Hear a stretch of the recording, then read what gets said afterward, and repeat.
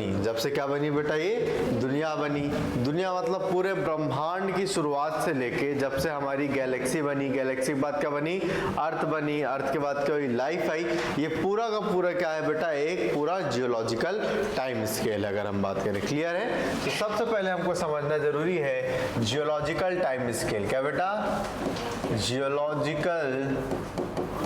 Geological time अगर हम बात करें स्केल। क्लियर है? क्या समझ रहे हैं? Geological time scale.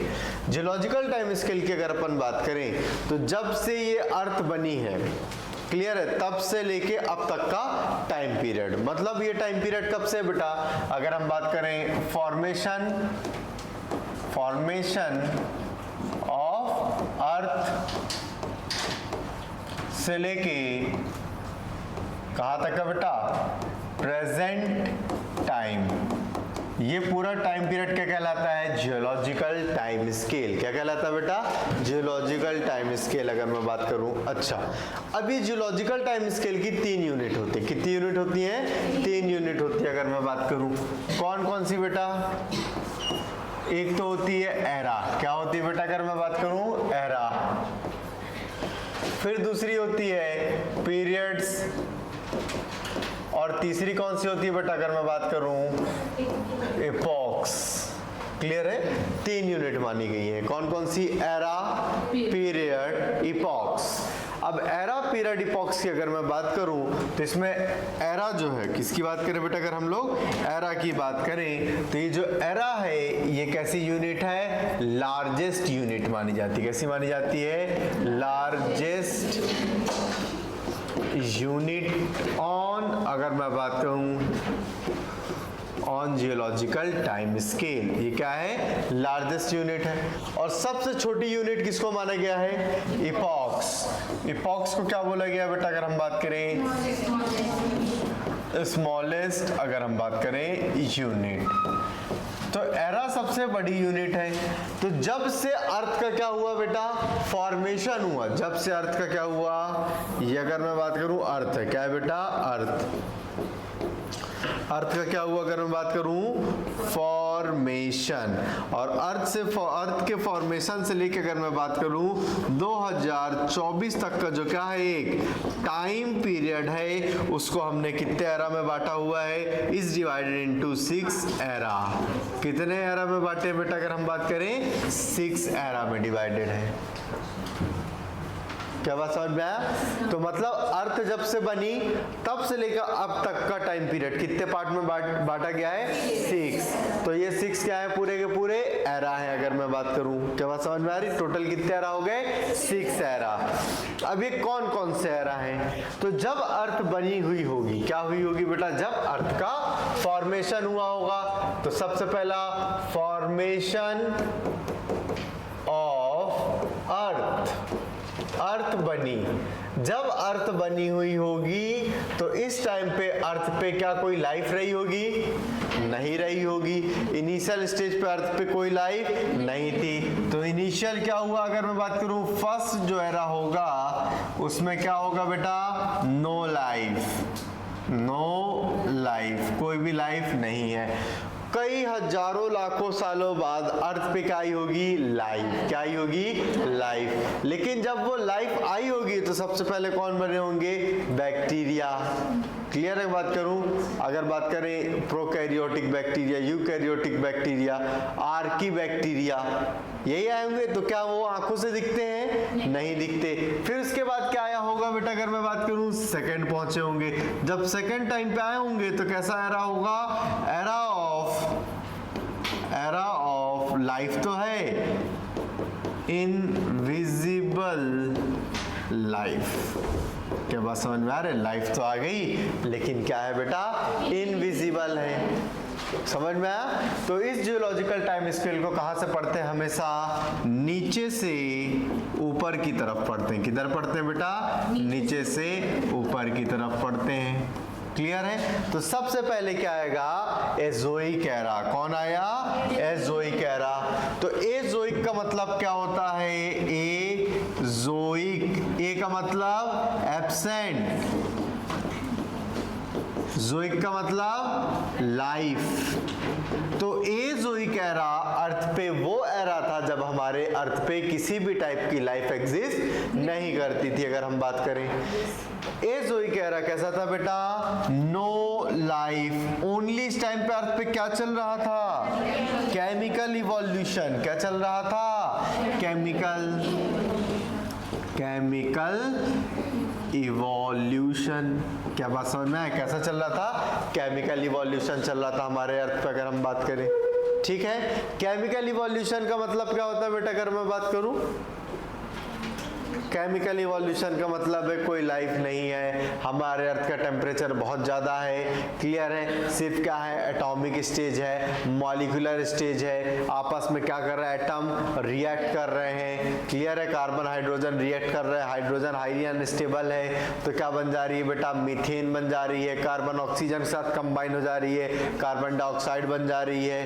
क्लियर है, इस तरीके से क्या हो रहा है, डिफरेंट एटम्स क्या हो रहे हैं, मॉलिक्यूल में कन्वर्ट हो रहे हैं। हमारे जो अर्थ है वो क्या है, बहुत ज्यादा गर्म है, जिस वजह से जो पानी है वो क्या है, स्टेबल नहीं हो पा रहा है। हाई टेम्परेचर, धरती की सतह गर्म होने की वजह से पानी क्या हो जा रहा, भाप बन जा रहा है, भाप बन के ऊपर चला जा रहा है, ऊपर जाके क्या हो रहा, थोड़ा टेम्परेचर कम हो रहा तो बादल बन रहे हैं, बादल बन रहे हैं तो बादल वर्षा, बिजली हो रही है। अब बिजली कड़क रही तो क्या हो रहा है, अर्थ पे म्यूटेशन हो जाएगा, बारिश हो जाएगी। क्लियर है, धीरे धीरे कई लाखों साल तक बारिश होगी तो हमारी धरती की सतह कैसे होने लगेगी, ठंडी होने लगेगी। क्लियर है, और जितने भी अगर क्रिएटर्स थे उसमें क्या भरने लगेगा, पानी। इस तरीके से क्या होगा, समुद्र का फॉर्मेशन। तो ये जो सारी लाइफ चल रही है ये किसमें चल रही है, एजोइक एरा, और इसको हम क्या बोलते हैं, केमिकल इवोल्यूशन।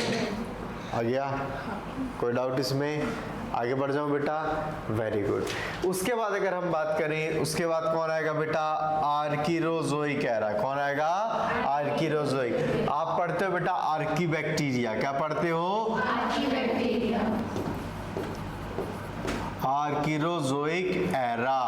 आर्कीरोजोइक एरा ऐसा एरा था जिसको हम बोलते हैं era of invisible life, prokaryotic originated and dominated. इस टाइम पे कौन आ गए थे हमारे अर्थ पे, अगर मैं बात करूं बेटा, प्रोकैरियोट्स। कौन आ गए थे, प्रोकैरियोट्स।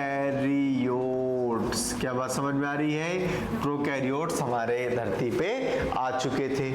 ठीक है, अब प्रोकैरियोट आ गए थे मतलब लाइफ तो आ गई है लेकिन हम उसको देख नहीं सकते, इसीलिए क्या बोलते हैं इसको, era of invisible life. Archie का मतलब क्या होता है, प्रिमिटिव। क्या होता है, प्रिमिटिव। आर्की बैक्टीरिया मतलब क्या हो जाते हैं, वन ऑफ द मोस्ट, अगर मैं बात करूं, प्रिमिटिव लिविंग बैक्टीरिया है, या फॉसिल्स भी बोला जाता है उनको। क्लियर है, क्योंकि जब से अर्थ बनी है वो तब से प्रेजेंट है आज तक, इसीलिए उनको क्या बोलते हैं, archaebacteria. That's why they are found in extreme harsh condition.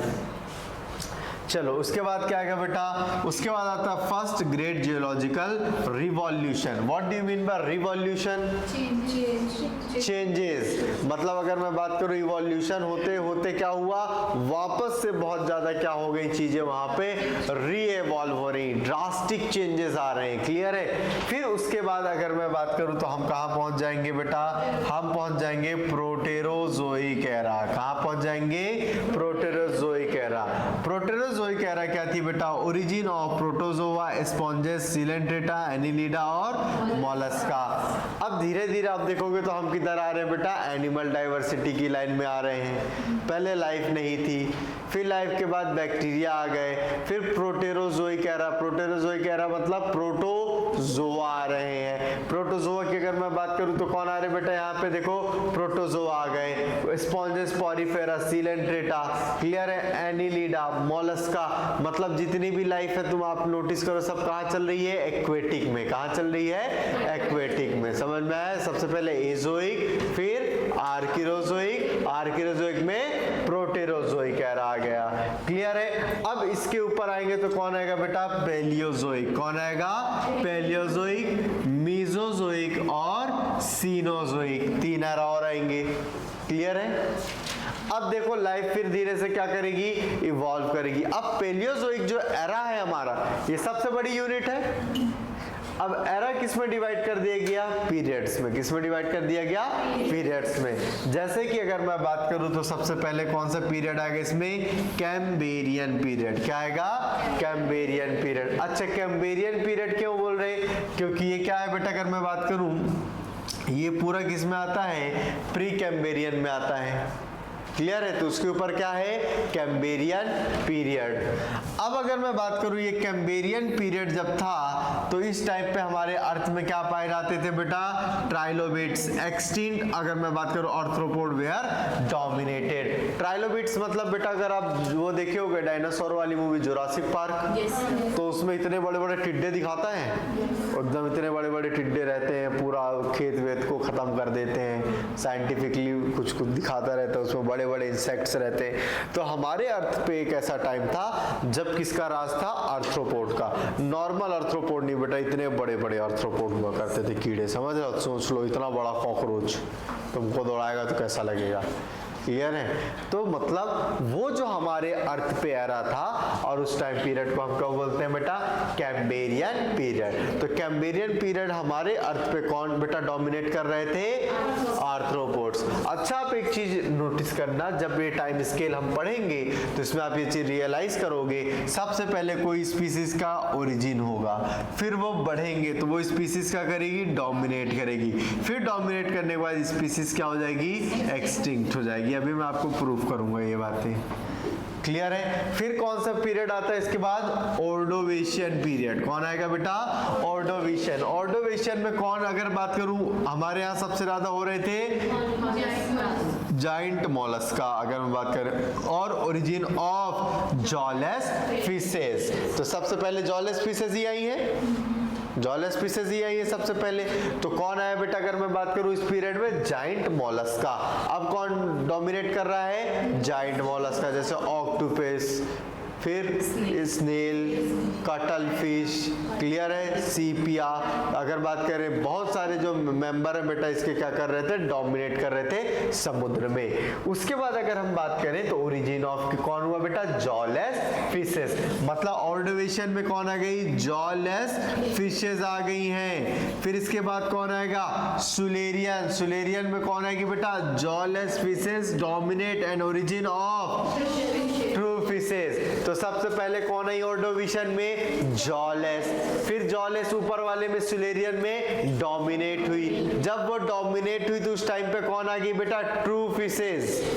समझ में आ रही बेटा? ट्रू फिशेस आ गई हैं। ट्रू फिशेस कौन सी होती है? गैनेथा वाली, जिसमें जॉ प्रेजेंट होता है, पढ़े थे क्लासिफिकेशन में हम लोग। तो उसके बाद कौन आ गई बेटा हम बात करें तो जॉ वाली फिशेस आ गई। याद करो फिर बताया था डेवोनियन पीरियड, लिखाया था पाइसेस जब पढ़े थे, लिखे थे एनिमल किंगडम में, मैं बोला था इवोल्यूशन में आएगा। डेवोनियन पीरियड किसको माना जाता है? Golden age of Pisces. तो मतलब डिवोनियन पीरियड वो पीरियड था जब हमारी धरती पे सबसे ज्यादा किसका राज था? फिशेस का। सबसे ज्यादा फल रही थी, फूल रही थी और डोमिनेट कर रही थी। पहले कौन आई? जॉलेस। फिर जॉलेस डोमिनेट करी। जब वो डोमिनेट करी तो कौन आ गई? True fishes. अगर ट्रू फिशेस आई है तो नेक्स्ट पीरियड में वो क्या कर जाएगी?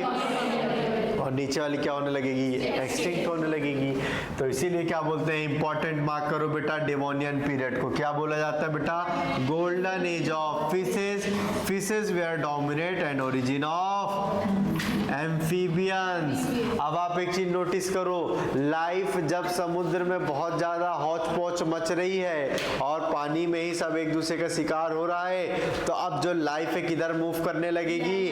लैंड की तरफ। याद करो एम्फीबिया ही पहले थे जो क्या हुए थे? समुद्र से निकल से लैंड में आए थे, लेकिन सक्सेसफुल नहीं थे, वापस कहाँ चले गए? लैंड में। मतलब डिवोनियन पीरियड कैसा पीरियड था अगर मैं बात करूं? Golden age of Pisces. और उसी टाइम पे कौन इवॉल्व हो रहे थे? एम्फीबियंस। अगर अभी एम्फीबियंस इवॉल्व हो रहे हैं तो नेक्स्ट में क्या कर जाएंगे? अब उसके बाद कौन आएगा बेटा अगर मैं बात करूं? Carboniferous period. Very important. Carboniferous मतलब क्या हो जाएगा बेटा? Golden age of amphibians. आ गया। तो देखो एक तरीके से धीरे धीरे क्या फाइलोजेनी बन रही है, इवोल्यूशनरी हिस्ट्री पढ़ रहे हैं हम लोग, वेरी गुड। तो कार्बोनिफेरस पीरियड क्या था बेटा, एम्फीबियंस वेयर डोमिनेटेड और ओरिजिन ऑफ रेप्टाइल्स। क्या बात समझ में आ रही है? तो ये तो डोमिनेट करे और रेप्टाइल्स आ गए। अगर रेप्टाइल्स आ गए तो यहाँ पे अगर मैं बात करूं तो क्या हो जाएगा बेटा, नेक्स्ट वाले में ये क्या कर जाएंगे, डोमिनेट करेंगे आगे जाके। फिर कौन आएगा बेटा, पर्मियन आएगा। उसमें क्या होगा बेटा, origin of mammals like reptile अगर बात करें। और first gymnosperm period, very important. पहले कौन आया, जिम्नोस्पर्म। कौन से पीरियड में आया बेटा, पर्मियन पीरियड में आया पहला जिम्नोस्पर्म। इसके बाद अगर मैं बात करूं तो एरा ही चेंज हो जाएगा। क्या रेप्टाइल आ चुके हैं, अरे आ गए हैं लेकिन डोमिनेट नहीं किए हैं। इसके बाद आएगा बेटा मीजोजोइक एरा। मीजोजोइक एरा को मार्क करो, इंपॉर्टेंट है, एज ऑफ रेप्टाइल्स। अब इस ये 3 पीरियड में डिवाइडेड है। कौन कौन सा बेटा, टेरेसिक, जुरासिक, क्रेटेशियस। याद करो Jurassic world, yes sir, movie देखे हो? तो ऐसे क्यों बोलते हैं उसको जुरासिक वर्ल्ड? हाँ, क्योंकि वो मूवी का नाम ही है। क्या पता थे बात, क्यों बोलते हैं उसको जुरासिक या जुरासिक पार्क क्यों बोल रहे हैं उसको? आज इस बात का हमको पता चलेगा कि मूवी को जुरासिक पार्क क्यों कहा गया, ये जुरासिक वर्ल्ड क्यों कहा गया। जुरासिक का मतलब है, जुरासिक वर्ल्ड का मतलब है ऐसी दुनिया जब इस दुनिया पे रेप्टाइल्स का क्या था बेटा, कब्जा था। रेप्टाइल्स क्या कर रहे थे, डोमिनेट कर रहे थे। रेप्टाइल्स जो थी हमारे अर्थ की सबसे ज्यादा डोमिनेटेड स्पीसीज कब थी, जुरासिक पीरियड में। अगर मैं बात करूं, क्या बात समझ में आ रही? तो अगर डोमिनेट की है तो इसके पहले क्या की होगी, बेहतरीन तरीके से ग्रोथ की होगी। तो अगर हम बात करें तो क्या आएगा, टेरेसिक। क्या आएगा, टेरेसिक। टेरेसिक में कौन आया था बेटा, origin of dinosaur and oviparous mammals. Clear है? तो टेरेसिक में हमारे अर्थ पे कौन आ गए थे, डायनासोर्स और ओविपेरस मैमल्स, जैसे कि ऑर्निथोरिंकस। ऐसे मैमल जो क्या करते थे, अंडे देते थे। डायनासोर भी अंडे देते थे। हाँ, इतने बड़े बड़े डायनासोर होते थे, इतने बड़े बड़े अंडे देते थे। क्या बात समझ में आ रही है? क्यों? क्योंकि किसके मेंबर थे, रेप्टिलिया। समझ में आ गया बेटा? फिर अगर मैं बात करूं कौन सा पीरियड आएगा उसके बाद, अगर बात करूं जुरासिक, इंपॉर्टेंट है, गोल्डन एज ऑफ डायनासोर। बेटा इसी बंद कर दो नहीं तो सांस रुक जाएगी थोड़ी देर में। क्लियर? जुरासिक पीरियड क्या है, गोल्डन एज ऑफ डायनासोर। इस टाइम पे क्या हुआ बेटा, dominance of dinosaur and origin of first toothed bird and marsupial mammal. तो भाई अब डोमिनेट तो कर रहे थे जुरासिक पीरियड में, लेकिन कैसी बर्ड आई इस टाइम पे, बर्ड का भी इवोल्यूशन। टूथेड एप्स में बीक में अगर मैं बात करूं तो बीक कैसी होती है, टूथलेस। बर्ड्स के दांत नहीं होते, पढ़े हैं अपन। अगर मैं बात करूं, क्लियर कि होते हैं, नहीं होते हैं। क्लियर? लेकिन अब कैसी बर्ड्स आ रही हैं जिनके टूथ हैं। टूथ होना किसका कैरेक्टर था, रेप्टिलिया।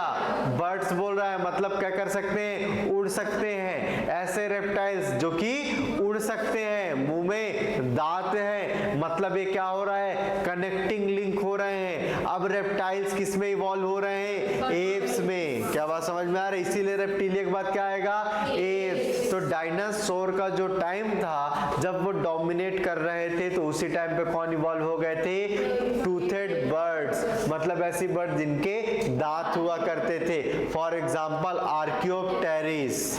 क्लियर है? स्मॉल बर्ड था जो कि कैसा था, उड़ सकता था, जिसका बहुत ज्यादा क्या हो जाती थी, हंटिंग हो जाती थी। कौन हंट करता था, उड़ने वाला डायनासोर। क्लियर? क्योंकि वो प्रॉपर उड़ता था। ये तो कनेक्टिंग लिंक था ना, इसके पास दोनों के कैरेक्टर थे। किसके किसके? अगर बात करूं एप्स मतलब बर्ड्स और रेप्टाइल्स, दोनों के कैरेक्टर थे। तो ये ओरिजिन हो चुका था इसका कब, अगर मैं बात करूं जुरासिक पीरियड में। फिर क्या आएगा बेटा, क्रिटेशियस। क्या आएगा, क्रिटेशियस। क्रिटेशियस में क्या हुआ, extinction of dinosaur and Archaeopteryx. Due to unknown reason. हमारे अर्थ में कितने बार मास एक्सटिंक्शन हो चुका है? 5 बार हो चुका है अगर मैं बात करूं। उनमें से एक ये था जब बहुत सारी स्पीसीज क्या हुई, धरती से विलुप्त हो गई। इकोलॉजी में हमने देखा है ये बात, 5 टाइम मास एक्सटिंक्शन हुआ है, इन्वायरमेंट चेंज हुआ है, due to certain reason life खत्म हो गई है। देखो लेकिन फिर आ जाती है। ऐसे ही अब हम हैं, हम क्या कर रहे हैं? अभी डोमिनेट स्पीसीज हैं, डोमिनेट कर रहे हैं। इसके पहले वाले पीरियड में आए थे, बढ़िया भाला वाला मारते हुए एक पीरियड वो था हमारा, आग वाग जला रहे थे, फिर मिंटोस खा लिए हम लोग। अब मिंटोस खा के क्लास में आ गए, समझ में आ गए, दिमाग की बत्ती जल चुकी है और अब दिमाग हम सबका खराब हो रहा है। तभी हम कुछ भी कर रहे हैं, कहीं पेड़ काट रहे हैं, कहीं हंटिंग कर दे रहे हैं, कहीं ओवर एक्सप्लॉयटेशन कर रहे हैं, कहीं कोई स्पीसीज को निपटा दे रहे हैं। तो हम क्या कर रहे हैं? इन्वायरमेंट से छेड़खानी। अब देखना कुछ सालों बाद इन्वायरमेंट हमको छेड़ेगा। जब हमको छेड़ेगा तो हम छेड़ने लायक बचेंगे नहीं और सबका क्या हो जाएगा? Mass extinction. फिर हम क्या हो जाएंगे? निपट जाएंगे। फिर कोई जीव जंतु बच जाएंगे जमीन पे, फिर वो इवॉल्व होते रहेंगे, चलता रहेगा। कोई और डोमिनेट करेगा, ना तुम रहोगे ना हम रहेंगे। फालतू की पढ़ाई कर रहे हो, सब बर्बाद हो जाएंगे। समझ रहे हो? अरे मैं ऐसा क्या, ऐसा पूरा ये सही बात है। 1 2 3 4 रिवॉल्यूशन बढ़ा रहे अगर मैं बात करूँ टाइम स्केल, और ऐसा तो प्रूफ है ना। तुम इस बात से डिनाई कर सकते हो कि अर्थ पे डायनासोर नहीं थे? कहावत है, नहीं कर सकते, क्योंकि क्या कर मिलते हैं हमको बेटा? फॉसिल्स मिलते हैं। पेलियोन्टोलॉजी अगर मैं बात करूँ, स्टडी करते हैं तो हमको मिलते हैं, स्केलेटन्स मिलते हैं। तो तुमको तो ये बात मानना पड़ेगा ना कि ये चीजें थी कभी, क्या अभी देख पाते हो? नहीं। तो जरूरी थोड़ी जो चीज तुम देख नहीं पाते वो चीज कभी रही नहीं होंगी।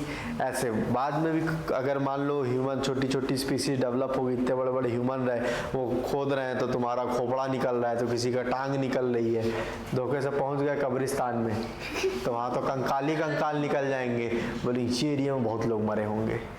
फिर तुम्हारी स्टडी करेंगे ऐसे लेके, कोई म्यूजियम में टांग देंगे, बोलेंगे इस प्रकार की प्रजाति पहले जमीन पर पाई जाती थी, फिर इस पीरियड में आई होगी, फिर इवॉल्व हुई होगी, फिर एक्सटिंक्ट हो गए ये लोग। फिर कंप्यूटराइज 3D एनिमेशन ये ऐसे दिखते रहे होंगे, इन पे मूवी बना देते हैं। समझ रहे हो? फ्यूचर इमेजिन कर पा रहे हो? ऐसे ही तो होता है ना? तो तुम बैठ के यहाँ पढ़ रहे हो, मैं पढ़ा रहा हूँ, तब ऐसे ही पता चले धरती गिरी है, ऐसे ही मेरे हाथ में ये रह गया, फिर पता चले, फिर इसके ऊपर स्टडी कर रही है कि कोई हथियार था क्या उन लोगों, क्या जो मनुष्य धरती पे पाए जाते थे उनके पास कोई एकदम गुप्त शक्तियां रहती थी? क्लियर? पता चले स्पेक्स लगाओ, ये क्या है? ये कुछ ऐसा है जिससे दूर दराज पे स्पेस में देख लिया करते थे। यही होता है बेटा। जैसे हम लोग को नहीं समझ में आता मिस्र के पिरामिड क्या है, क्या होता रहता है वहाँ, है कि नहीं? वो मिस्टीरियस पिरामिड्स, दिमाग लगाते हैं, जितना समझ पाते हैं समझते हैं, बाकी भाषा ही नहीं समझ में आती है। लेकिन हाँ कुछ कुछ देख के तो समझ में आता है कि जो इजिप्शियन सभ्यता थी, सिविलाइजेशन थी, बहुत ज़्यादा एडवांस थी। फिर वो कहाँ गायब हो गई, कहाँ चलेगी, तो मैं तुमको बताऊँगा टाइम मिला तो। एक लेक्चर ले लूँगा सिलेबस ख़त्म होने के बाद। मेरे को बहुत इंटरेस्टिंग चीज़ है, तो तुम समझ में आओगे कि तुमको बनाया कौन, क्या है, क्या रियलिटी है, वो सभ्यता क्या थी, तुमसे बड़ी एडवांस थी। क्लियर? सब चीज रिवॉल्यूशन के अंदर ही, लेकिन बस फर्क ये उतना सिलेबस में नहीं है। क्लियर है? समझ में आ रहा है? तो ये होगा। अब क्या होगा? जो होना होगा होगा। देखते हैं अभी।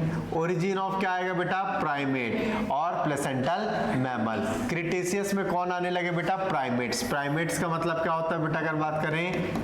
Monkey like animals. और कौन आने लगे?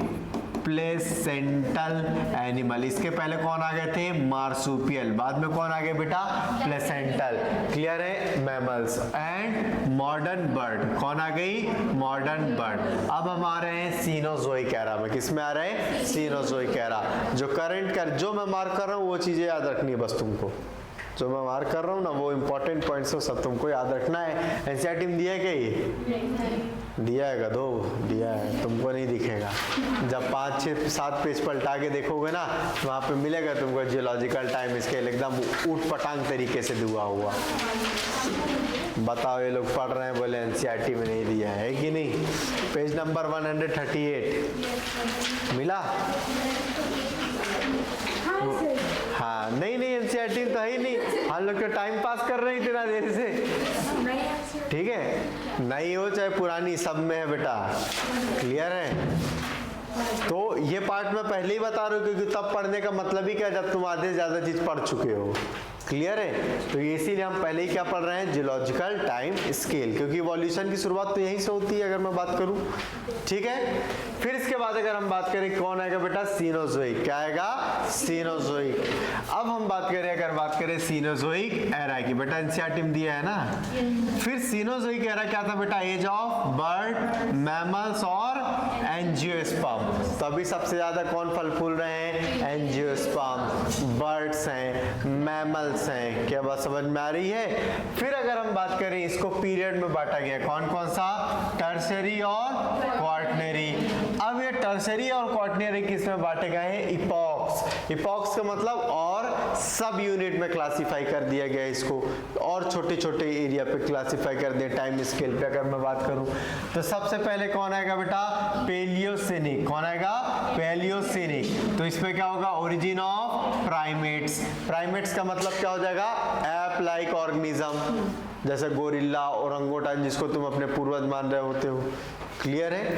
फिर इसके बाद कौन आएगा बेटा, इकोसिन। कौन आएगा बेटा, इकोसिन। इकोसिन क्या हो जाएगा, अगर मैं बात करूं, ये बहुत ज्यादा इंपॉर्टेंट नहीं है। फिर कौन आ जाएगा, ओलिगोसिनिक। ओलिगोसिनिक में तुमको याद रखना है बेटा, एंथ्रोपोड्स। अगर मैं बात करूं, apps evidence from monkey, rise of monocot. सबसे पहले क्या है, मोनोकॉट। मोनोकॉट से एडवांस कौन होते हैं, डाइकॉट। तो तुमको याद रखना है कि मोनोकॉट कब है, तो मोनोकॉट कब है बेटा, ओलिगोसिन।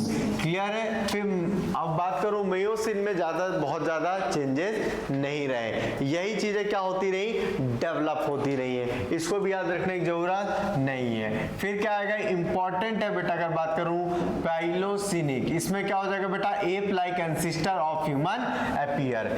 अगर मैं बात करूं जैसे निंदरथल मैंस, ऑस्ट्रियोपिथेकस।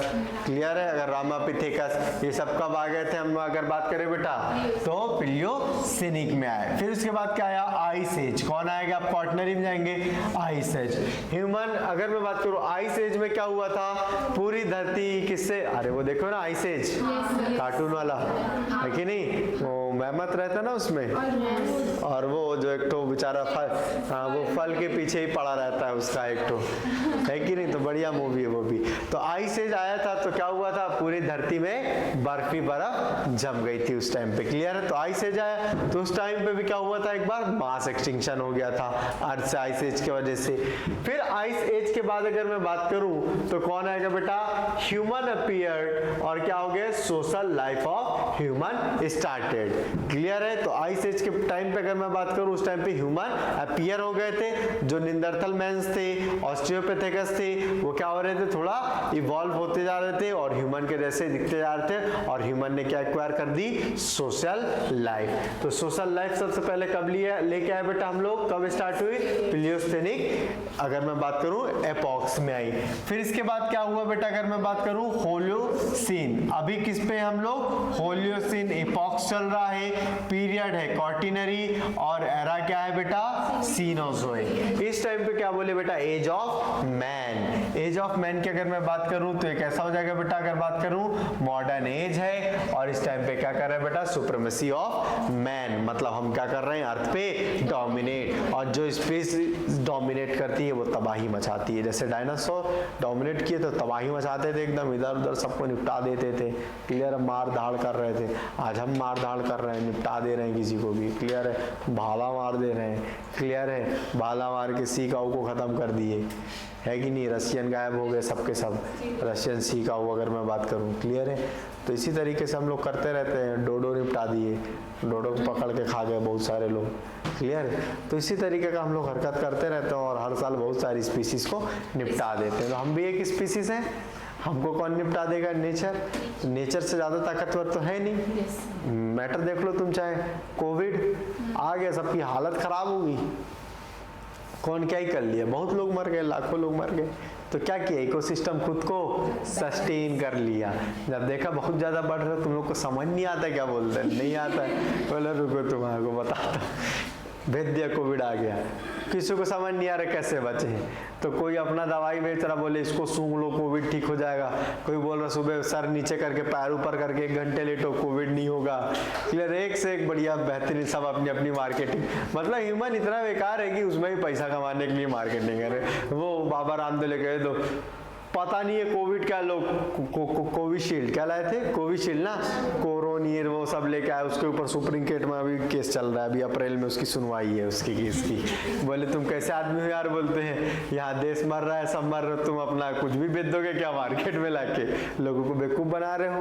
क्लियर है, फर्जी मार्केटिंग कर रहे हो। तो इससे तो कई लोग तुम्हारी बात में अगर इन्फ्लुएंस हो गए तो वो तो मर ही जाएंगे। इससे कोविड ठीक होता है बोलते हैं।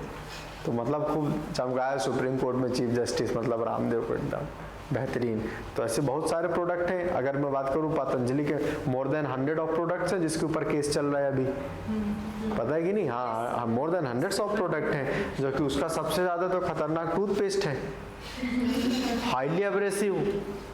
मेडिकल कॉलेज में एग्जाम्पल है उसका, इसको तो यूज ही नहीं कर सकते हो आप, इतना ज्यादा एब्रेसिव है। पूरे दांत की इनेमल उड़ा देगा तुम्हारी, समझ में? दंत क्रांति, वो दंत को क्रांति हो जाएगी पूरी, है कि नहीं? पूरा क्रांति कर देता है वो दंत की। क्लियर है? तो ऐसा ऐसा है, बहुत सारे प्रोडक्ट हैं जिनके ऊपर ऐसी चीजें चल रही हैं। अब क्या देखो, मार्केटिंग करते हैं ना लोग, बाबा रामदेव, अरे तुम बाबा हो, ठीक है, बढ़िया है, तो दे दिए शॉट बढ़िया से धर के। क्लियर है? और जनता भी हमारे यहाँ की थोड़ा सा सोचती समझती कम है कि नहीं? तो मैं तुम लोग को अवेयरनेस के लिए बता रहा हूँ, मैं किसी को ये गलत सही नहीं बोल रहा, जो बात है वो बात है। अगर भाई आर्टिकल छप रहा है, मेडिकल कॉलेज की बुक में एग्जाम्पल है, क्लियर है, पतंजलि का टूथपेस्ट का, समझ में आ रहा है कि नहीं यूज करना, सबसे ज्यादा एब्रेसिव होते हैं। क्लियर है? इतने ज्यादा उसके क्रिस्टल सॉलिड्स हैं कि आपकी जो टीथ है, टीथ के ऊपर एक लेयर होती है इनेमल, अगर मैं बात करूं, वो रिफॉर्म्ड नहीं हो सकती है, उसका जो शाइनी होती है। तो कई लोगों के दांत देखने खुरदुरे खुरदुरे से हो जाते हैं। वो क्यों होते हैं? क्यों हो जाते हैं? क्योंकि वो हाईली एब्रेसिव मटेरियल्स का यूज करते हैं। टूथपेस्ट, मैं जो टूथपेस्ट यूज करता हूँ वो जापान का है, ठीक है? मेरा एक फ्रेंड है रजत नाम का, ठीक है? तो वो जब आता है ना तो वो पूरा 2-3 सेट लेके आता है, और वो बेहतरीन है पूरा एकदम, उसका कंटेंट वेंटेंट बढ़िया है, करने में भी अच्छा लगता है। और ब्रश भी वही जापानी यूज करता हूँ, बेहतरीन है, इलेक्ट्रॉनिक। और तुम लोग क्या लगता है ऐसे खूब घिसते हो तुम, धड़ धड़ धड़ धड़ धड़ धड़ धड़, है ना? घिसते नहीं घिसते, साफ हो जाएगा। अबे गधो, दांत घिसने साफ होते हैं क्या? कैलकुलस कभी नहीं निकलता, समझ में आया? दांत घिसने से ज्यादा घिसने, प्रेशर लगाने दांत खराब होते हैं। सुन लो, दुनिया भर की बातें बता रहा हूँ तुम लोग को। जो लोग बोलते हैं ना ऐसे घिस दो, जो पीलापन है वो निकल जाएगा। अबे पीलापन वैसे थोड़ी निकलता है, वो प्लाक है, प्लाक, वैसे नहीं निकलता घिसने से, खून निकल जाएगा मुंह से, समझ में आया? ऐसे नहीं करते हैं, स्केलिंग में स्केलिंग करवाना पड़ता है उसके लिए, ठीक है? तो ये कुछ बातें रही हैं हमारे जियोलॉजिकल टाइम स्केल से रिलेटेड। कोई डाउट है इसमें, है ना? तो ये तो हमने पढ़ा क्या, पूरा का पूरा टाइम स्केल। अब मैं बताता हूँ, फिर एनसीईआरटी चालू होती है बोलते हुए कि जब आप रात में तारों को देखते हैं दूर दराज में, तो क्या होते हैं वो? चंदा मामा तो रहते ही हैं, कोई किसी का कोई मर जाता है तो तारा बन जाता है। गजब गजब मजाक करते रहते ना लोग, वो तो देखो दादा जा रहे हो, दादा जी नमस्ते। मतलब लोग इस हिसाब से बेवकूफ हैं कि टूटते हुए तारों को देख के विष मांग रहे हैं, लेट निकल जाएंगे। अरे तुम खुद सोचो, वो टूटता हुआ तारा खुद को तो बचा नहीं पाया, और तुम हाथ जोड़ के उसे विष खा रहे हो। इस साल वो मेरे को हाँ बोल दे, हाँ, है कि नहीं? तो खुद सोचो तुम किस हद तक बेवकूफी कर रहे होते हो। करते नहीं करते हैं, बोलते नहीं बोलते बेटा, है कि नहीं? टूटते हुए तारे से विष मांगनी चाहिए। अबे वो टूटता हुआ तारा है भाई, वो खुद को नहीं बता सक रहा, तुम्हारी विष पूरी करेगा वो? मतलब वो ये होती है ना, पलके टूट जाती तो आंख बंद करके, अरे यार ये तो पलके हैं, केराटिन प्रोटीन है, कोई काम की तो है नहीं, टूट गई उसको भी तुम हाथ रख के इज्जत दे रहे हो और उससे मांग रहे हो तो तू कुछ दे मेरे को। हाँ, जो मतलब इस हद तक हम लोग क्या है, मतलब एकदम लॉजिकल है, मतलब समझ रहे हो? तो यार ऐसी हरकतें मत किया करो। मैं देख लेता हूँ किसी को तो हंस देता हूँ बोल के, समझ में? फिर लेकिन कुछ नहीं बोलता, जा यार तू नादान है, मैं बोलता हूँ। क्लियर है? तो समझो बेटा, थोड़ा सा लॉजिकल रहो लाइफ में। तो एनसीईआरटी बोलती है जब तुम रात के अंधेरे में दूर दराज में, बेटा रात तोड़ दो बेटा, फोन ही तोड़ दे, है कि नहीं? तो कल से बोलना पापा को क्यों मांगना है, तारा है ना, मिस करना एक नया फोन। कुछ बोलना चाह रहे हो? नहीं, ठीक है, वेरी गुड, क्योंकि बोलने से भी कुछ होगा नहीं। क्लियर है? क्योंकि विश पूरी नहीं होती ना ऐसे। चलो, तो हम कहाँ थे बेटा? रात के अंधेरे में, रात के काले अंधेरे में। अब काला अंधेरा यूज करना जरूरी है ना, लाइटिंग में रहोगे तो नहीं फील कर पाओगे इस चीज को। अब देखो ये बताता हूँ, अर्थ, ये क्या है? अर्थ है। क्लियर है? अर्थ राउंड है बेटा? अगर हम बात करें अर्थ राउंड है? नहीं है, अर्थ राउंड नहीं है। क्या अर्थ ऐसे स्ट्रेट है? टिल्टेड है। क्लियर है? अभी तक तुम लोग इक्वेटर ऐसे ही बना लेते थे, है कि नहीं? क्या इक्वेटर ऐसे जाती है? इक्वेटर कैसे जाती है? ऐसे जाती है, वो भी टिल्टेड जाती है, क्योंकि अर्थ सीधी है ही नहीं। अगर हम बात करें, समझ में आया? तो और थोड़ा सा वापस से बनाना पड़ेगा। चलो, चैप्टर काफी मजेदार है, टेंशन मत लो, तुमको जीवन की असलियत से रूबरू कराएगा और बात बात पे बताएगा, सुनो मेरी बात, जो तुम सोच रहे हो वैसा नहीं है, ठीक है ना? ऐसे एक तो फादर आएंगे, भी फादर स्वार्स, वो बोल देंगे आके कि दुनिया 4000 साल पहले बनी है, लोग मान रहे थे 4000 साल पहले बनी है।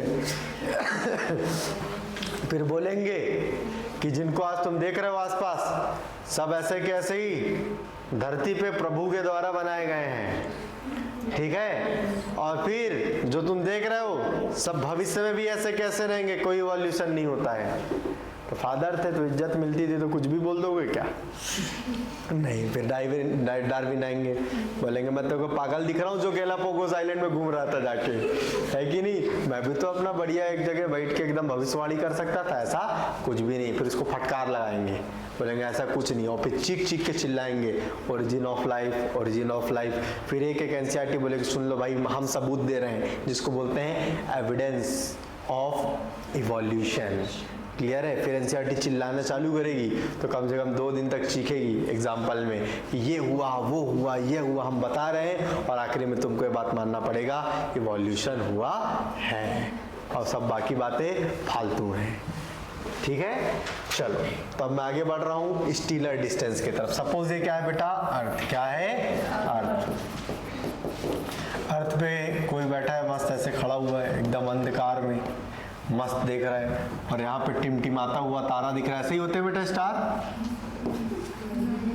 ऐसे होते हैं? तो तुम बनाते कैसे हो? क्यों बनाते हो स्टार? ऐसे क्यों बनाते हो? क्या करते हो ऐसे? भाई देखो, पहली बात तो स्टार कभी ऐसे होते ही नहीं, है कि नहीं? सन भी एक स्टार है। ज्यादातर आप देखोगे पूरे सोलर सिस्टम में चीजें क्या हैं, राउंड है या ओवल शेप की, सर्कुलर एलिप्टिक्स को फॉलो कर रही होती है। उसका भी एक रीजन है, मैं बताऊंगा क्यों है ऐसा। ठीक है? तो सपोज मान लेते हैं यहाँ पे क्या है, स्टार्स हैं। तो जिन स्टार्स को आप देख रहे हो, तो वो आप जब स्टार्स को देखते हो तो आप क्या देख रहे होते हो? पास्ट में देख रहे होते हो। क्या देख रहे होते हो? पास्ट में देख रहे होते हो। क्यों? क्योंकि आज जो स्टार को देख रहे हो वो मिलियंस ऑफ, अगर मैं बात करूं, लाइट ईयर्स दूर है। क्लियर? तो ये सबसे पहली जो डिस्टेंस मेजर की जाती है स्पेस में, उसको क्या बोलते हैं? Stealer distance. क्या बोलते हैं? Stealer distance. क्लियर? जैसे इंटरस्टेलर मूवी देखे हो? समझ में भी नहीं आएगी तुमको। क्लियर है? तो काफी ज्यादा क्या है, दूर है। तो स्पेस में जो हम डिस्टेंस मेजर करते हैं उसको क्या बोलते हैं? Interstellar distance. इसकी जो यूनिट होती है वो क्या होती है? Light year. लाइट ईयर का मतलब होता है, लाइट मतलब प्रकाश। लाइट जितना क्या करती है? ट्रेवल करती है 1 ईयर में, वो क्या कहलाता है? Light year. अब तुम कुछ सोचो, लाइट से ज्यादा तेज कुछ यूनिवर्स में चल ही नहीं सकता है। जब लाइट को जितना डिस्टेंस ट्रेवल करने में लगता है एक साल में, वो कहलाता है 1 लाइट ईयर। ऐसे हजारों लाइट ईयर दूर क्या होते हैं बेटा, जो स्टार आप देख रहे हो आज, तो मतलब जिसको आप आज देख रहे हो तो कई हजारों साल पहले वहां से लाइट क्या हुई होगी, ट्रेवल की हुई होगी, और आज आपके आइस तक पहुंच रही है। तब आप जाके रात में उस स्टार को देख रहे हो, तो वो इस स्टार को आप प्रेजेंट में नहीं देख रहे हो, उसका क्या देख रहे हो, पास्ट, और क्या पता वो अभी एग्जिस्ट ही ना कर रहा हो। अब तुम खुद सोचो कितनी इंटरेस्टिंग बात है, जिस चीज को आज तुम देख रहे हो वो हो सकती है वो चीज एग्जिस्ट ही ना कर रही हो। समझ में आया? क्योंकि हम कोई चीज को कब देख पाते हैं, जब उससे लाइट रिफ्लेक्ट होकर आती है। मैं आप सबको देख पा रहा हूँ, आप लोग एग्जिस्ट कर रहे हो, क्यों देख पा रहा हूँ, क्योंकि लाइट रिफ्लेक्ट होकर तुरंत मेरे पास आ रही है। अगर कहीं से लाइट रिफ्लेक्ट हो कितना टाइम लग रहा है, जिसको millions of year light year लग जा रहा है, तो उसकी कोई गारंटी नहीं है कि वो अभी एग्जिस्ट कर रहा हो सकता है वो स्टार खत्म हो चुका हो, ब्लैक होल में कन्वर्ट हो चुका हो, सुपरनोवा स्टार बन चुका हो। क्या बात समझ में आ रही है? तो इस बात की कोई गारंटी नहीं है। इसीलिए एनसीईआरटी बोलती है जब आप रात को देख रहे होते हो तो क्या देख रहे होते हैं, पास्ट को देख रहे होते हो। समझ में आया? और इसीलिए तुम उस पास्ट से मांग रहे होते हो कि हमारा फ्यूचर ठीक हो जाए। क्लियर है? और अपने प्रेजेंट को बर्बाद कर रहे होते हो ऐसी हरकतें करके। तो ना पास्ट बचता है, ना प्रेजेंट रहता है, ना फ्यूचर बन पाता है। ठीक है? तो एकदम सिंपल सा लॉजिक है, इन स्टारों से कुछ मांगने की जरूरत नहीं है। ठीक है? तो ये बात हो गई यहाँ पे खत्म। चल अब हम आते हैं किसके तरफ, थोड़ा सा एनसीईआरटी में आते हैं। ठीक है बेटा?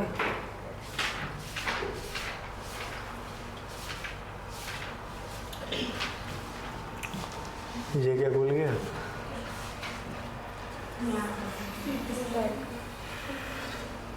वापस से एनसीईआरटी ओपन करनी पड़ेगी क्या?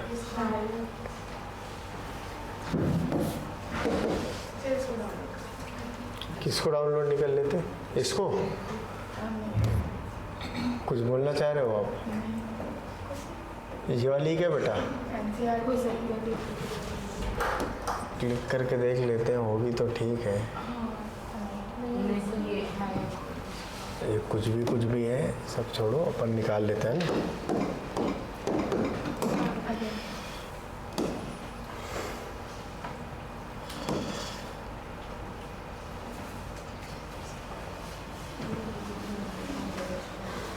चलो तो अब अपनी एनसीईआरटी उठा लो और पेन उठा लो, मैं एक एक लाइन एक्सप्लेन करता हूँ। इवोल्यूशन में आज तक बेटा कुछ भी एनसीईआरटी के बाहर आया ही नहीं है, आज तक आया ही नहीं है और ना ही आता है। क्यों? क्योंकि इस चीज को माना जाता है ये कैसा है, काल्पनिक चैप्टर है। कैसा है? काल्पनिक चैप्टर है। तो काल्पनिक चीजों पे बहुत ज्यादा इंपॉर्टेंस नीट वाले नहीं देते। सबसे ज्यादा इंपॉर्टेंस देते वो किस चीजों पे?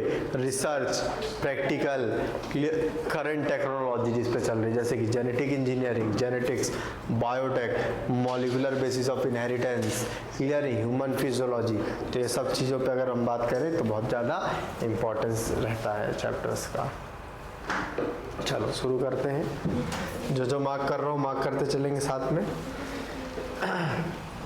अपन क्या पढ़ रहे हैं बेटा? आज हम पढ़ेंगे ओरिजिन ऑफ लाइफ। क्लियर है? फिर ये इतने पार्ट में डिवाइडेड है, एक पार्ट कवर करते चलेंगे। ठीक है? तो evolutionary biology is the study of, सबसे पहले आता है व्हाट इज इवोल्यूशनरी बायोलॉजी। क्या होता है? Is the study of history of life forms on earth. Clear है? तो अर्थ पे जो क्या है बेटा, अगर मैं बात करूं हिस्ट्री अगर हम बात करें ऑफ इसकी लाइफ फॉर्म्स, जैसे हमने देखा अलग अलग एरा में अलग अलग लाइफ फॉर्म्स थी, और ये लाइफ फॉर्म्स कहाँ पे हो? हमारे अर्थ की। तो अर्थ पे जो लाइफ फॉर्म्स आई हैं उनकी स्टडी करना क्या कहलाता है? अगर मैं बात करूं कहलाता है evolutionary biology. What exactly is evolution?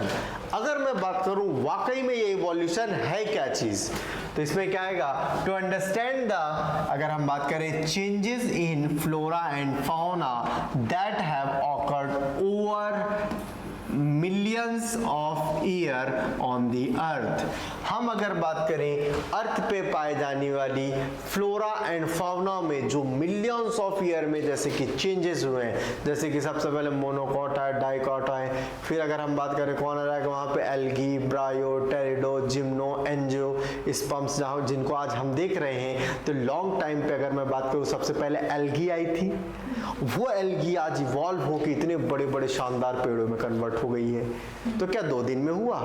नहीं हुआ, मिलियंस ऑफ ईयर लगे। जैसे कि अगर हम बात करें सबसे पहले फॉर्मेशन हुआ बैक्टीरियाज का, बैक्टीरिया यूनिसेलुलर लाइफ आई। अब तुम कभी सोच सकते हो क्या कि बेटा एक सेल कैसे बनी हुई होगी? पता है एक सेल कैसे बनी हुई होगी? मैं बताऊंगा तुमको केमिकल इवोल्यूशन में, एक सेल बना के दिखाऊंगा कि जो सेल होती है यूनिसेलुलर से लाइफ चालू हुई, तो भाई वो सेल कैसे बनी? सवाल उठता है कि नहीं? माइटोकॉन्ड्रिया कैसा बना? क्या हुआ इवोल्यूशन के दौरान? सब किसका पार्ट है? केमिकल इवोल्यूशन में बताऊंगा तुमको एक एक चीज कैसे फॉर्म हुई, ठीक है। फिर अगर हम बात करें वो यूनिसेलुलर से लेके आज आप जो प्रेजेंट में एलिफेंट देख रहे हो, ये भी एक तो क्या है? इवोल्यूशन है। लेकिन क्या 2 दिन में हो गया? नहीं, मिलियंस ऑफ ईयर में। तो जो फ्लोरा और फाउना में हमारे अर्थ पे प्रेजेंट है उनमें परिवर्तन होते हैं मिलियन ऑफ ईयर्स में, उसको हम क्या बोलते हैं? अगर बात करें तो इवोल्यूशन बोलते हैं। क्लियर है?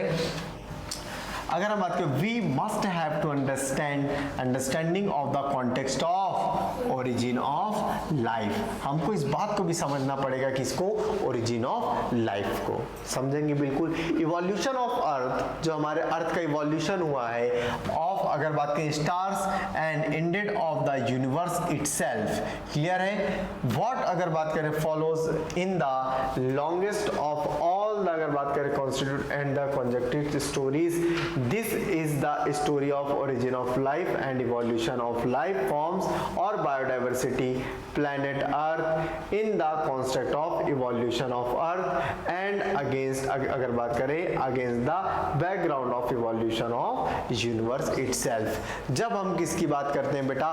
evolution of earth कैसे बना, अर्थ के इवोल्यूशन की बात करते हैं, अर्थ का खुद का इवोल्यूशन किस तरीके से हुआ, हमारे यूनिवर्स का इवोल्यूशन किस तरीके से हुआ, स्टार्स का इवोल्यूशन कैसे हुआ। तो जब हम इनके इवोल्यूशन को पढ़ते हैं तो पढ़ते पढ़ते हमको अर्थ में पाई जाने वाली बायोडाइवर्सिटी जो है उसके इवोल्यूशन में भी कहीं ना कहीं पता चलता है। अगर आप इवोल्यूशन को समझना चाहते हो तो आप कभी भी ऑर्गेनिज्म से चालू नहीं कर पाओगे। आपको सबसे पहले क्या समझना पड़ेगा?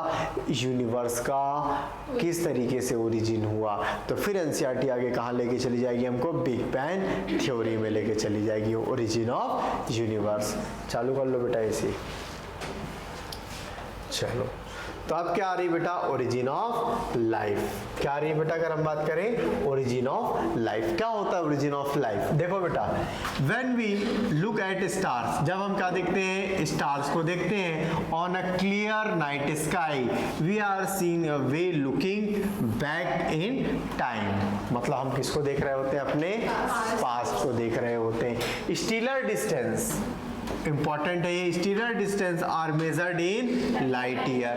What is stellar distance? That, हाँ, अगर बात करूं जो स्पेस में अपन मेजर करते हैं डिस्टेंस को, clear? Distance measure in space is known as stellar distance. Clear है? लिखना चाहो तो नोट कर लेना वहीं पे। What we seen today is an object, अगर बात करें whose emitted light started its journey million of year back and from trillions of kilometer away and reaches our eye now। जो आप आज देख रहे हो स्पेस में, वो मिलियंस ऑफ ईयर पहले लाइट वहां से चली थी, जिसका डिस्टेंस कितना है? ट्रिलियंस ऑफ किलोमीटर पे है, जो आज आपके आई पे पहुंच पा रही, जिसको आज आप देख पा रहे हो। when we seen object in अगर बात करें our immediate surrounding, जब आज हम अपने आसपास की चीजों को देखते हैं, we see them अगर बात करें instantly and hence in the present time। इसीलिए आप सब क्या हो?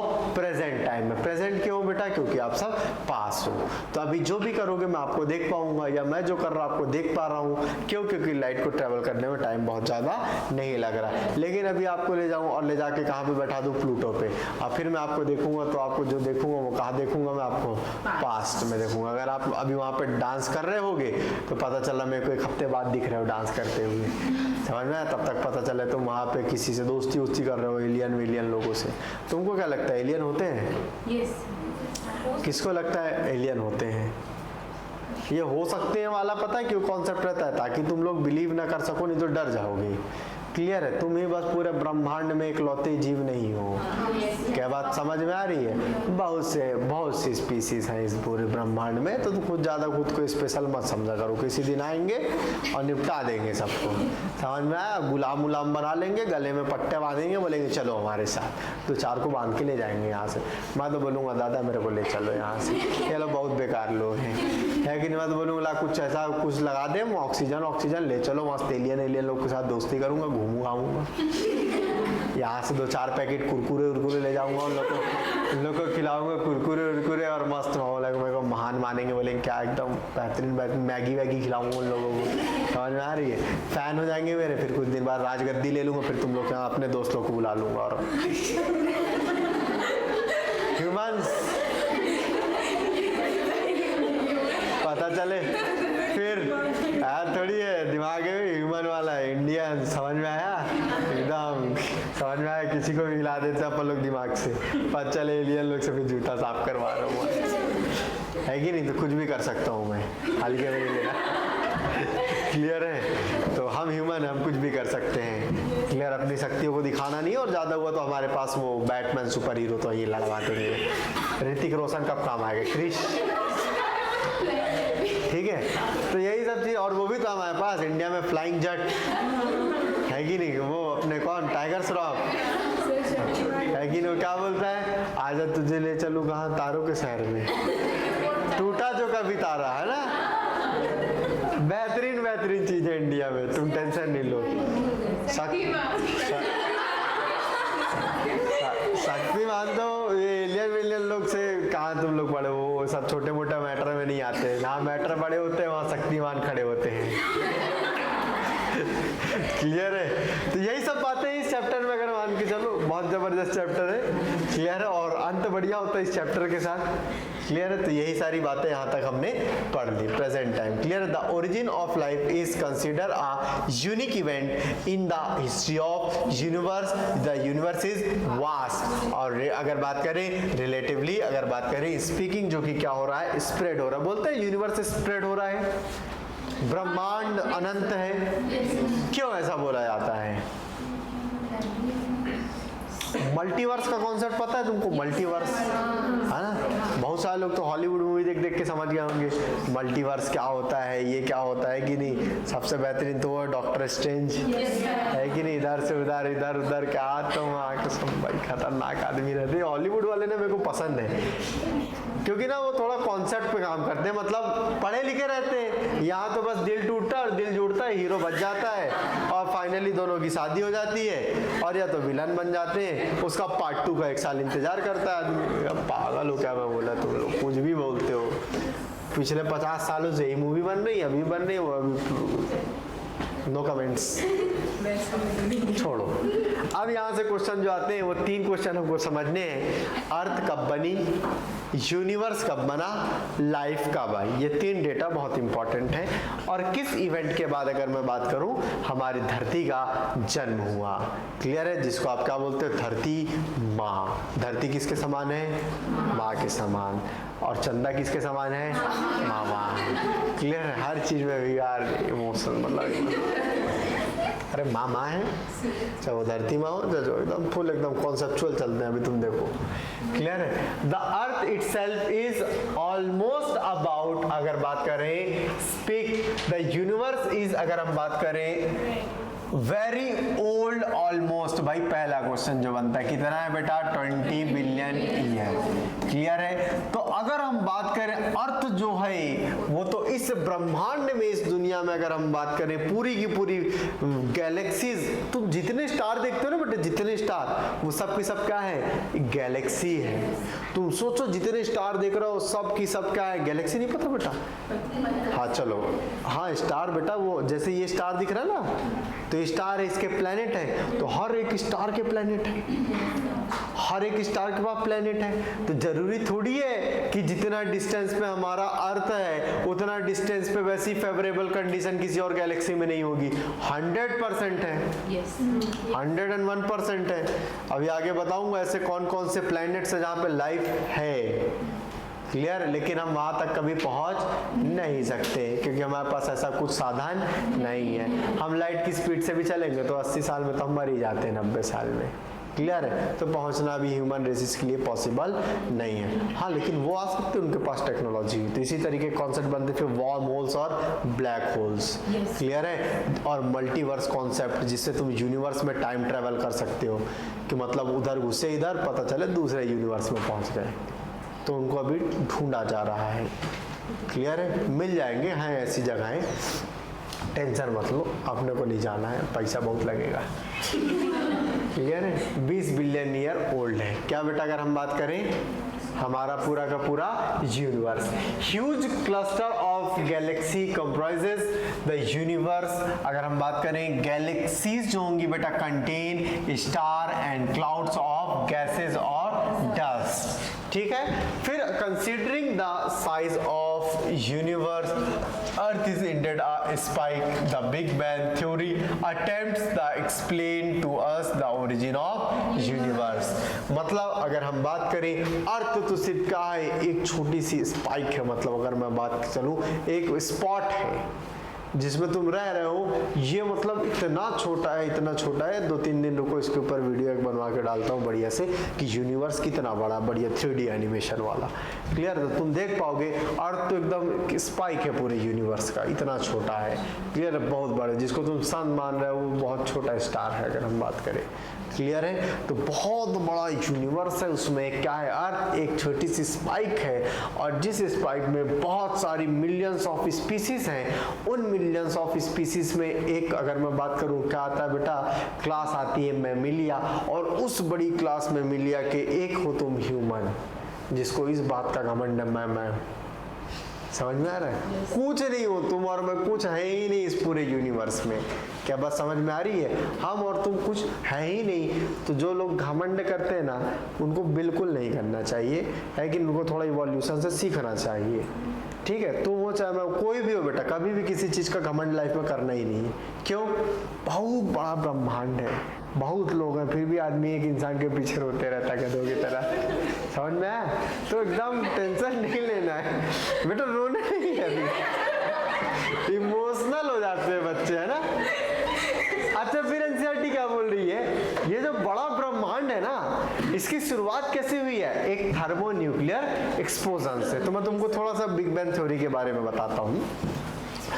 अगर हम बात करें ये पूरे ब्रह्मांड को, अगर मैं बात करूं, तुम इसको एक अनइमेजिनरी एक्सप्लोजन हुआ है जिसको तुम इमेजिन भी नहीं कर सकते। तो सबसे पहले एक ऐसी एंटिटी थी जो कि कितनी बड़ी थी, बहुत बड़ी बड़ी बड़ी बड़ी बड़ी बड़ी बड़ी बड़ी बड़ी बड़ी बड़ी बड़ी बड़ी बड़ी बड़ी बड़ी, इतनी बड़ी एंटिटी थी जिसको तुम इमेजिन भी नहीं कर सकते हो, क्लियर है। वो कैसी थी? बहुत ज्यादा कंडेंस्ड थी। कैसी थी? कंडेंस्ड थी। जैसे कि अगर मैं ये बात करूं, पूरे अर्थ को क्या करूं, पूरे अर्थ को, पूरे सोलर सिस्टम को, सूरज जितने सबको, सूरज मतलब सन, SUN, सन, स्टार की बात कर रहा हूँ, है कि नहीं सूरज सर की बात नहीं करेंगे, है कि नहीं, तो खफा हो जाएंगे नहीं तो, क्लियर है। तो जितना भी एंटायर यूनिवर्स है सबको क्या करूँ, कॉम्पैक्ट कर दूँ और कहाँ ले आऊँ, इमेजिन करो सन एक राई के दाने में आ गया।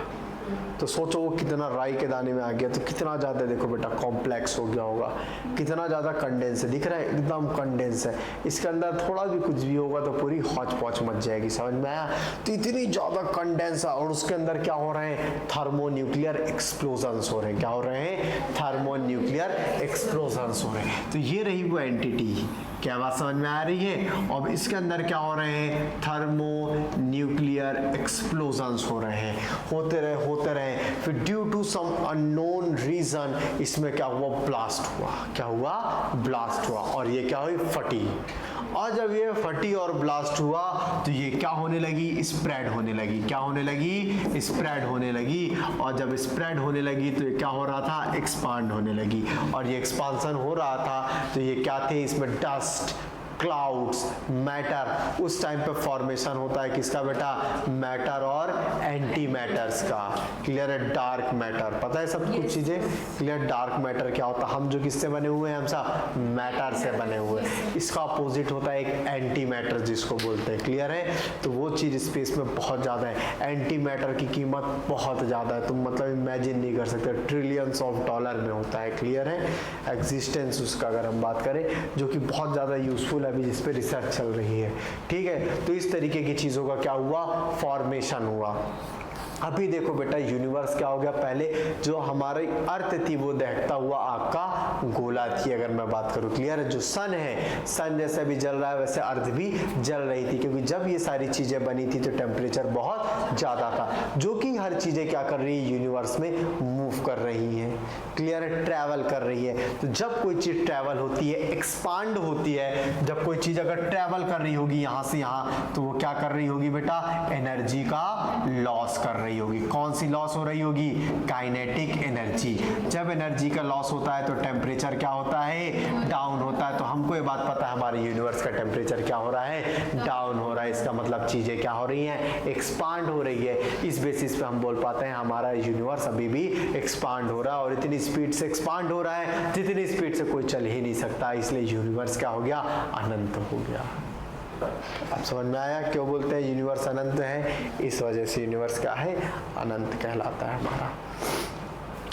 उसके बाद अगर मैं बात करूं, जैसे टेम्परेचर डाउन होगा, फॉर्मेशन होगा किसका, एटम्स का, मॉलिक्यूल्स का, समझ में आया। फिर आपस में रिएक्ट करने लगेंगे, चीजें फॉर्म्ड होने लगेंगी, और क्या हो जाएंगे, डस्ट ऑफ क्लाउड बन जाएंगे। जो अभी आप देखते हो ना स्पेस में डस्ट दिखती है, एकदम ग्रीन ग्रीन, येलो येलो, एकदम बेहतरीन सुंदर सुंदर दिखाते, वो क्या है, डस्ट है, क्लाउड डस्ट है। उसमें क्या होता है, धीरे धीरे ग्रेविटेशन पुल जनरेट होगा, फिर वो डस्ट क्या होने लगेगी, आपस में गोल गोल घूमने लगेगी। फिर वो क्या होंगी, सारे मैटर्स क्या होने लगेंगे, जमा होने लगेंगे एक जगह, और फिर वो क्या होगा, धीरे धीरे किसी प्लैनेट का क्या लेने लगेगा, आकार लेने लगेगा, और फिर वही डस्ट पार्टिकल फ्यूचर में क्या बन जाएंगे, प्लैनेट्स बन जाएंगे। तो हमारा जो अर्थ बना हुआ है वो किससे बना हुआ है, डस्ट पार्टिकल से इसी तरीके से फॉर्म हुआ, और होते होते एक बड़ा सा आग का गोला था। धीरे धीरे टेम्परेचर क्या हुआ, डाउन हुआ, जो कि मैं पढ़ाऊंगा केमिकल इवोल्यूशन के अंदर, और फॉर्मेशन हो गया किसका, अर्थ का। हमारी अर्थ कितनी पुरानी है अगर मैं बात करूं तो कितनी पुरानी है बेटा, अगर हम बात करें 4.5 बिलियन ईयर बैक। क्लियर है, हमारी गैलेक्सी का नाम क्या है बेटा, मिल्की वे गैलेक्सी, जिसका एक प्लैनेट है earth was suppose to have been formed about 4.5 billion year back. Clear है, फिर there was no atmosphere on early earth, हमारे अर्थ पे कोई भी एटमॉस्फेयर नहीं था तो क्या कर गई, हाइड्रोजन गैस जो थी वो क्या कर गई, एस्केप कर गई अर्थ से बनते ही, समझ में आया, क्योंकि कोई एटमॉस्फेयर था ही नहीं हमारे अर्थ पे। तो ये किसकी बात कर रहे हैं, अर्थ तो बन गई लेकिन कोई एटमॉस्फेयर नहीं था। क्लियर है, वाटर वेपर मार्क करें, methane, carbon dioxide and ammonia release from molten masses and अगर बात करें कन्वर्ट द सरफेस को क्या कर लिए, कवर कर लिए। उस टाइम पे क्या हो रहा था, हमारे धरती पे ज्वालामुखी थे वो फट रहे थे। क्लियर, धरती गर्म थी, बहुत ज्यादा गैसेज रिलीज हो रही थी। सबसे पहले अगर बात करूं, कार्बन थी, हाइड्रोजन थी, नाइट्रोजन, मीथेन थी, आपस में रिएक्ट कर रहे थे, एटम से मॉलिक्यूल बन रहा था। और फिर क्या हो रहे थे बेटा, जो भी वाटर वेपर था धरती पे जैसे फॉर्म हुआ, H हाइड्रोजन ऑक्सीजन से मिला, H2O बनी, पूरी पूरी किस में कन्वर्ट हो गई, वेपर। और वेपर बनते ही क्या बन गया बेटा, अगर हम बात करें वेपर बनते इधर बना रहा हूं बेटा, ये देखो ये क्या हुआ, वेपर बना, वेपर बन के ऊपर उठा, ऊपर टेम्परेचर कम था, यहाँ क्या फॉर्म हो गए, क्लाउड्स। अब धरती जो थी वो कैसी थी, इस तरीके के क्या हो रहे थे, यहाँ पे ब्लास्ट हो रहे थे, तो सरफेस नॉर्मल नहीं थी। अब जब ये क्या होगा, यहाँ से पानी गिरेगा तो क्या होगा, यहाँ पे जमा होगा, फिर ये क्या होगा, वेपर बनेगी, ऊपर जाएगा, फिर पानी गिरेगा, जितना पानी गिरते जाएगा मिलियंस ऑफ ईयर तक हमारे अर्थ पे बारिश होती रही और हमारी सतह धीरे धीरे ठंडी होने लगी। क्या बात समझ में आया? जैसे ही टेम्परेचर डाउन होने लगा, अब ये पानी इवेपोरेट होकर ऊपर नहीं जाएगा, कहाँ, ये जो क्रेटर्स दिख रहे हैं गड्ढे, इनमें जमा होने लगा, और उस टाइम पे फॉर्मेशन हुआ। जितने भी अर्थ पे क्या देख रहे हो आप, ओशन और सी। क्लियर, समुद्रों का सबसे पहले अस्तित्व में आना। और जैसे ही समुद्र बने उसी समुद्र में अगर मैं बात करूं प्रीबायोटिक सूप बोला जाता है, और उस समुद्र में किसकी शुरुआत होगी, लाइफ की, इसीलिए लाइफ ओरिजिनेटेड फ्रॉम ओशन बोला जाता है। ठीक है, इसके आगे की जो कहानी है, जो बातें हैं, हम पढ़ेंगे नेक्स्ट क्लास में। ठीक है,